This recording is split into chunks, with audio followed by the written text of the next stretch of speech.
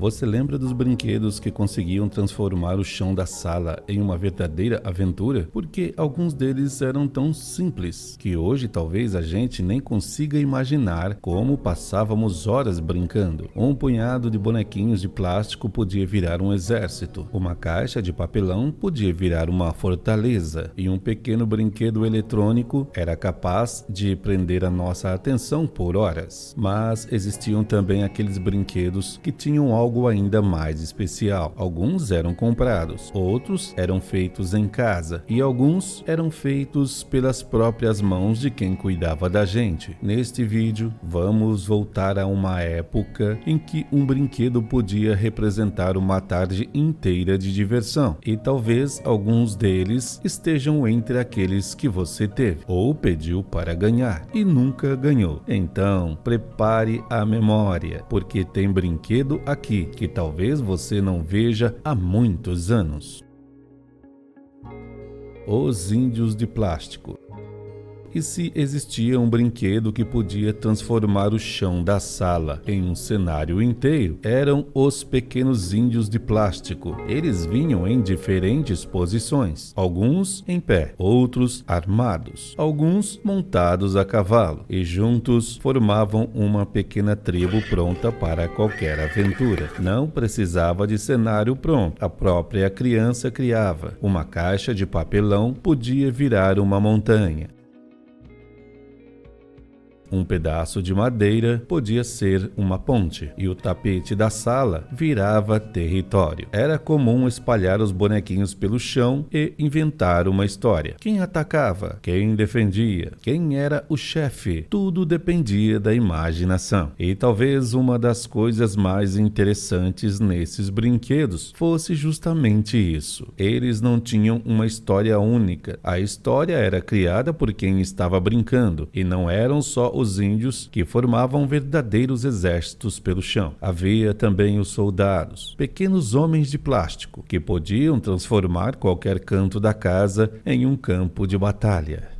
Um brinquedo simples, mas que podia render uma história completamente diferente todos os dias. E quando a tecnologia começou a entrar de vez na infância, alguns brinquedos passaram a caber na palma da mão. Os minigames. Foi nessa época que começaram a aparecer aqueles pequenos jogos eletrônicos, os famosos minigames. Pequenos, leves e com uma tela que, para os padrões de hoje, parecia quase inacreditável. Os desenhos eram simples, poucas cores, poucos sons, mas bastava apertar um botão e a brincadeira começava. Era preciso desviar, pular, atacar, marcar pontos e sempre tentar bater o próprio recorde. Muitos deles tinham apenas um jogo, mas isso não diminuía a diversão. Pelo contrário, a gente jogava tantas vezes que acabava decorando cada movimento. E quando alguém conseguia uma pontuação maior, era motivo para mostrar para todo mundo. O minigame também tinha uma vantagem. Podia ir para qualquer lugar, na sala, no quarto, na casa da avó e até dentro do carro, durante uma viagem. Era uma pequena tela portátil, numa época em que isso ainda parecia novidade. Está longa. Quando a conversa está chata. Quando o ônibus está demorando. Saque um dos minigames da Tectoy. São jogos eletrônicos radicais, cheios de lances e truques. Minigames só da Tectoy. Mas nem todo brinquedo precisava de pilha. Alguns continuavam dependendo apenas da habilidade, e um deles ficou conhecido por gerações. O ioiô. Talvez você tenha tido um, ou talvez tenha visto algum amigo fazendo aquelas manobras que pareciam impossíveis. O ioiô descia, subia e voltava para a mão. No começo não era tão fácil. A gente soltava e ele simplesmente caía. Depois vinha a tentativa de fazê-lo girar na ponta da corda. E quando finalmente dava certo, era hora de tentar uma manobra nova. O interessante interessante é que o brinquedo exigia prática, coordenação, precisão, paciência e muita tentativa. Algumas versões também ficaram marcadas por trazerem marcas conhecidas. É assim que eu sou. Voltei! Voltou a mania que vai e volta. Ioiô Russell, Coca-Cola, Fanta, Sprite daí. Volte pra ela. E para muita criança, ganhar um ioiô novo era quase como ganhar um pequeno desafio, porque não bastava ter o brinquedo, era preciso aprender a brincar com ele. Mas existia outro brinquedo que também exigia equilíbrio, o que fez muita criança passar horas tentando não cair: o pogobol. Pogobol. A ideia parecia simples: subir, equilibrar e pular. Só que, na prática, não era tão fácil assim. O pogobol tinha uma bola de borracha presa a uma plataforma onde a criança apoiava os pés. Era preciso encontrar o equilíbrio, pressionar e começar a pular. No começo, alguns pulos já eram uma vitória. Depois, com a prática, a criança conseguia ficar cada vez mais tempo brincando. E quando alguém conseguia fazer aquilo parecer fácil, sempre aparecia outro querendo tentar. O interessante é que o brinquedo fazia a criança se movimentar. Não era simplesmente apertar um botão, era equilíbrio, coordenação e tentativa. E quando dava errado, era só subir novamente. O pogobol chegou ao Brasil pela Estrela em 1987 e se tornou um dos brinquedos marcantes daquela geração.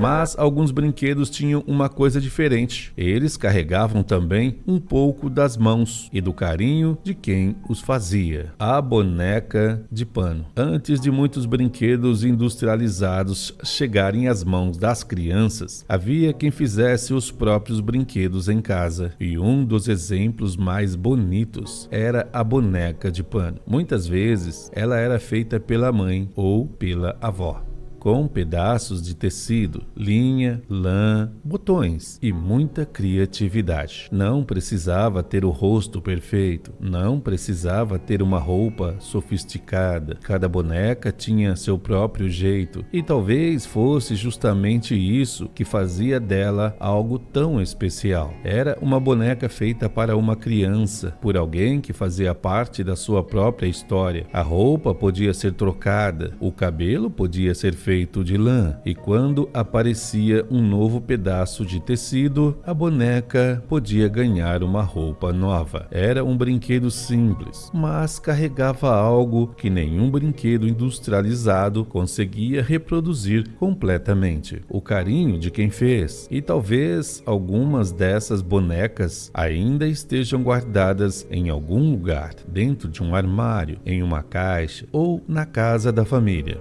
Porque existem brinquedos que deixam de ser brinquedos e passam a fazer parte da nossa história, mas nem todos precisavam ser feitos em casa. Alguns chegaram às lojas e viraram uma verdadeira febre. Boca Rica. E tinha um brinquedo que transformava uma coisa muito simples em uma pequena disputa: o Boca Rica. O jogo tinha um cofrinho e os jogadores recebiam fichas coloridas. A cada rodada era preciso colocar algumas fichas dentro dele, e ninguém sabia exatamente em qual jogada a portinha iria se abrir, até que, de repente, o cofre abria e as fichas que estavam lá dentro caíam para fora. Quem provocava a abertura ficava com aquela pequena vitória. Era justamente a expectativa que fazia a brincadeira funcionar. Você colocava as fichas, esperava e ficava pensando: será que vai abrir agora? E quando não abria, vinha a próxima jogada. O Boca Rica foi lançado pela Estrela em 1984 e marcou a infância de muita gente. Era uma brincadeira simples, mas tinha aquele ingrediente que sempre funcionava: a surpresa. E falando em brinquedos que podiam surpreender, dia, havia um que começava de um jeito bastante curioso, com um pirulito, pirocóptero, e tinha um brinquedo que talvez muita gente nem considere um brinquedo, porque ele começava com um pirulito. Depois de chupar o pirulito, a diversão ainda não tinha acabado. O canudinho que vinha junto não ia para o lixo, ele fazia parte da brincadeira, era só encaixar nele uma pequena hélice que vinha com o próprio pirulito e estava pronto, o pirocóptero. A criança segurava o canudinho com as duas mãos e começava a girar. Girava cada vez mais rápido, até que de repente soltava e a pequena hélice saía voando. Era simples, muito simples, mas para uma criança ver aquilo subir pelo ar era quase uma mágica. E claro, depois da primeira vez vinha a segunda, depois a terceira e logo aparecia alguém querendo tentar também. Deixa eu ver, agora é minha vez. E começava tudo novamente. O mais interessante é que o brinquedo praticamente já fazia parte do próprio pirulito. Primeiro vinha a guloseima, depois vinha a brincadeira. E talvez seja justamente por isso que essa lembrança tenha ficado tão marcada. Porque não era apenas comprar um brinquedo, era descobrir que aquilo que sobrava depois do pirulito podia virar diversão.